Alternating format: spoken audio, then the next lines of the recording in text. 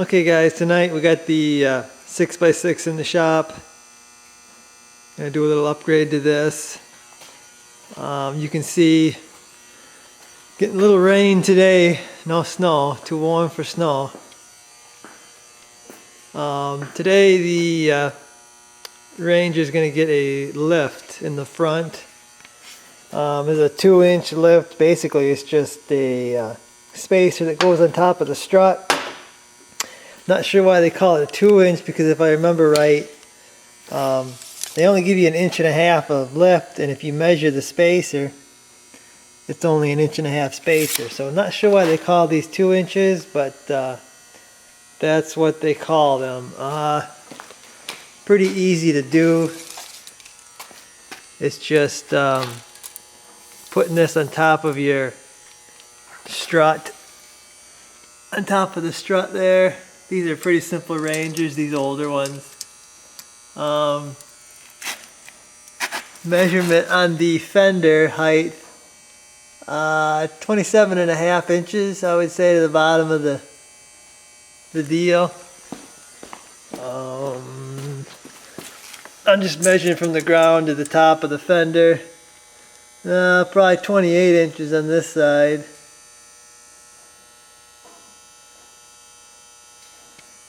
So 27.5 and 28. We'll see what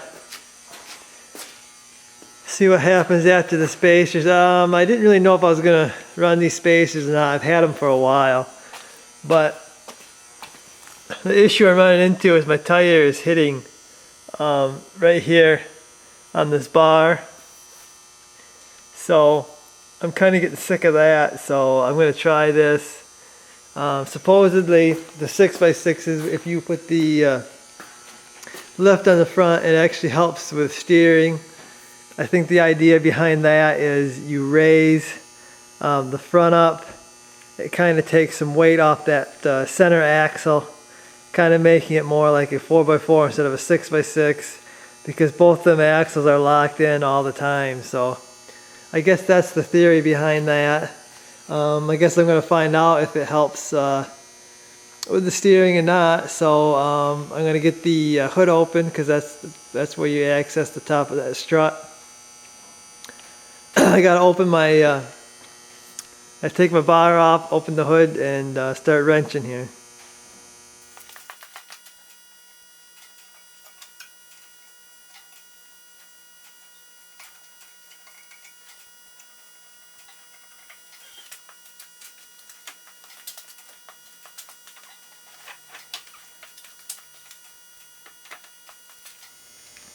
Okay, so here's the top of the strut. And what you're going to have to do is you're going to have to take a 10mm and hold that part. And then you're going to have to take your 19mm and actually unscrew the bolt. So it's kind of a little bit tricky to do here.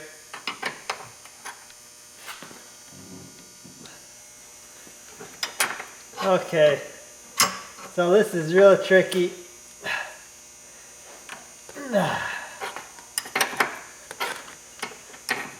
So basically I had to get myself a little extension, and I had to put it on my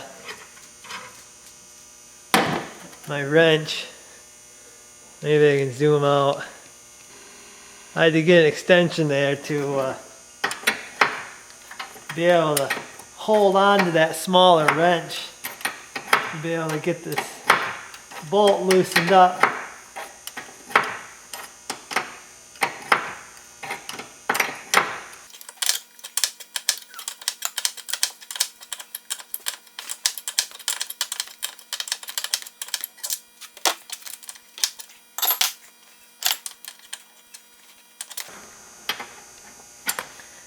So you're going to be stubborn all the way to the end. I did put a small amount of blaster on that bolt too. So there's the nut. And I guess there's a washer and another kind of a rubber deal there. Isolator. So that's the hard part. Now we got to jack it up.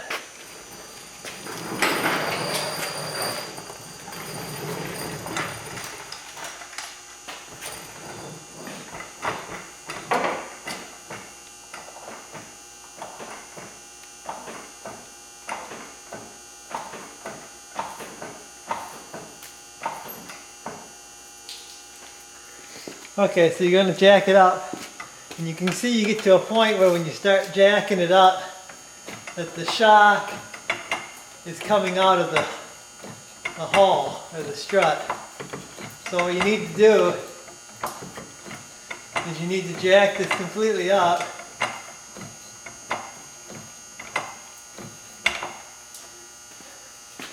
so you can actually get under it and put the spacer on. And that takes a little bit of space.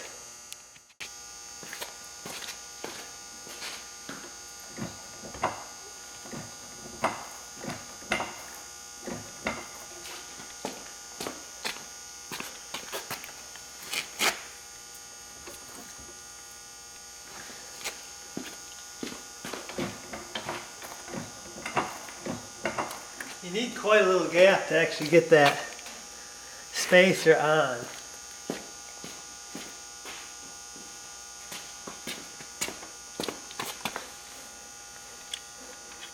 And it's easier if you pull off this stud.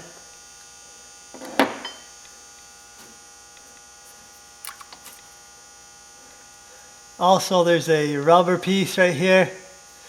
This has to come off, and it gets transferred onto the new spacer, like this.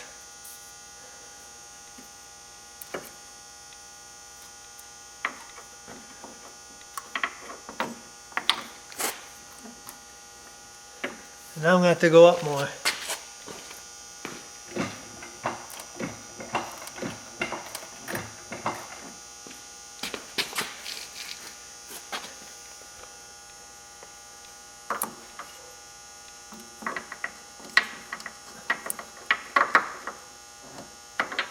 Still gonna have to go up.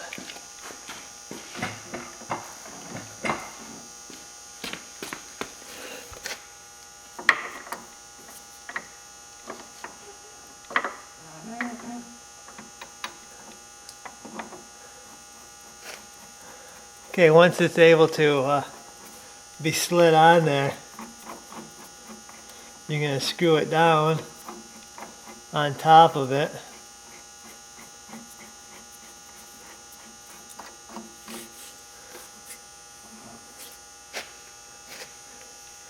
You're gonna put that plastic piece back on top, and we're gonna let it down.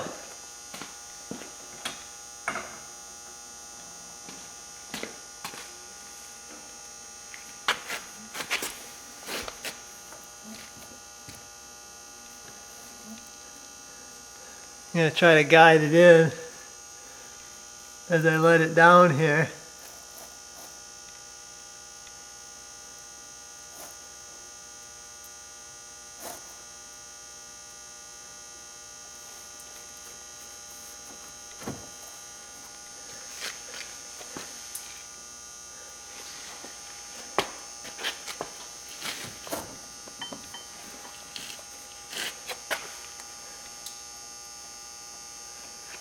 And then we're going to let all the weight go on it.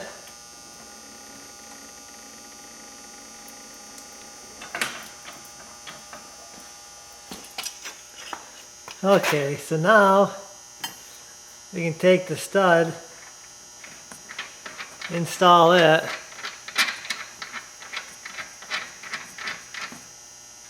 and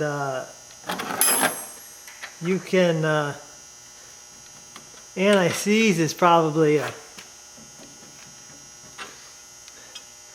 probably a good thing to use because this is steel going into aluminum. So then you're going to put your original washers and stuff back on there. Take your original lock washer. You got your 10 millimeter and your 19 millimeter, and you're gonna crank that back down on there.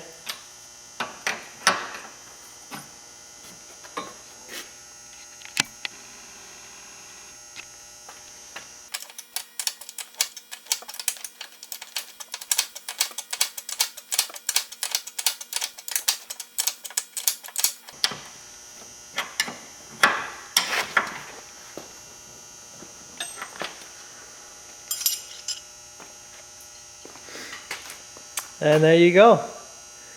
That's the installation of a 2-inch lift on this thing. I'm gonna get the other side done. Then probably go for a ride and see where we're at as far as how much lift we actually got. I'm thinking about 1.5 inches, so we'll see. Okay, so there's the install, guys.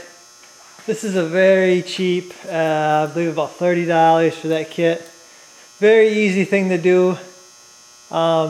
Get you a little bit more height. If you're running bigger tires, you need a little more clearance up front. I believe it's the same deal for the older Sportsman, the ATVs. I know they run this suspension on the Rangers all the way up until 2008. We had 27 and a half before the spacers. I haven't gone out and run around, but I did go back and forth, back up. So the suspension should be down.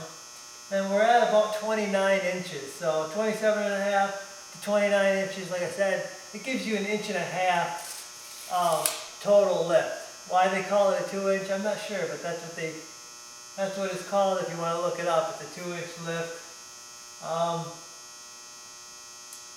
Like I said, easy, cheap.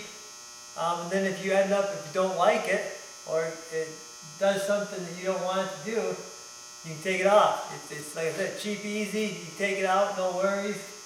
One thing. Okay, so just visually looking at this, I can just tell that it looks quite a bit higher than it was before.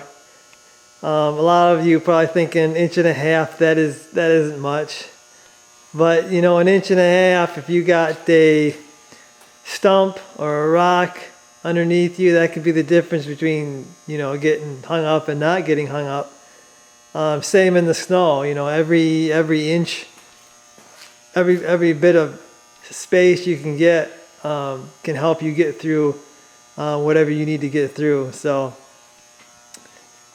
pretty happy with this, with what I got here. Hopefully it'll stop rubbing on that bar right there, and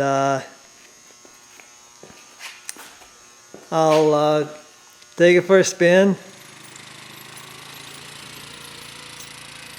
Okay, so taking this thing out for the first time, I did notice that it is quite a bit higher, and I actually tripped getting in there because I wasn't used to raising my foot as high as it is now. You would think that 1.5 inches wouldn't be much, but it's actually quite a bit.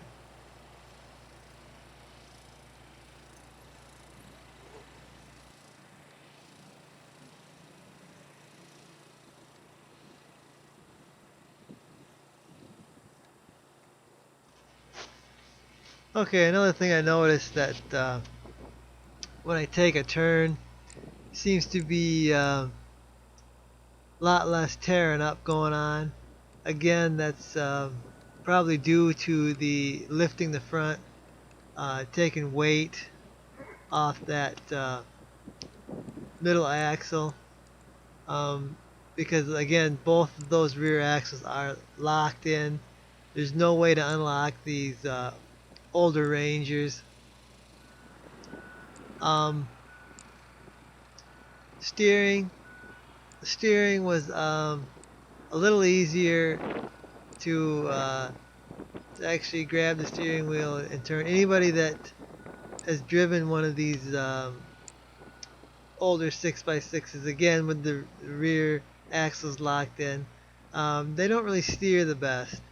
But with that little bit of lift and getting some of the weight off that center axle again, uh, um, helps with the steering effort that it takes to steer this thing. Still, with the rear axle locked in, it still steers like a 6x6, but the lift did help a little bit on that side of it.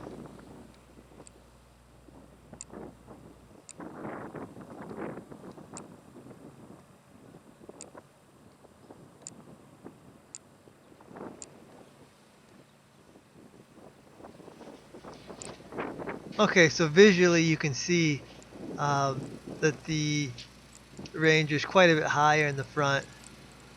It's pretty noticeable. You've seen it before. It had quite a bit of rake on it, where the front end was quite a bit lower. To me now, it almost looks pretty level, maybe still slightly lower on the front. But another thing I noticed is going through uneven terrain like this, even just a little bit of unevenness, the front tire was contacting the front bars on the fender. I couldn't get the tires to actually hit the bar, um, going through some pretty uneven terrain. So pretty happy with that aspect. Um, I was a little hesitant on putting this lift on the front, but after doing it and all the benefits that I'm getting out of this, I'm pretty happy that I actually put the lift in. So I guess that's it, guys. I'll see you in the next one.